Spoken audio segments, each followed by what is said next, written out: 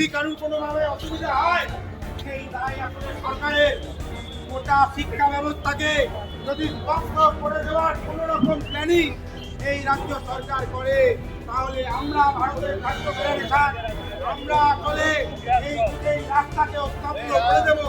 আমরা এই রাস্তাকে স্তব্ধ করে দেবো।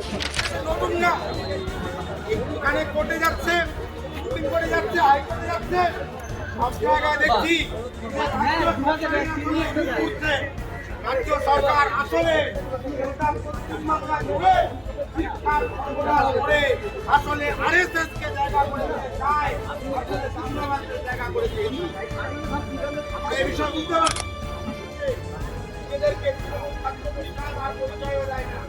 দেখতে পাই যখন বিক্ষোভ দেখায় তখন আপনি হলো না। আমরা বুঝতে পারছি যে আমাদের আর কোথাও যাওয়ার নেই। বাংলা হান্টের আরও খবর দেখতে নজর রাখুন। বাংলা খবর মানেই বাংলা হান্ট।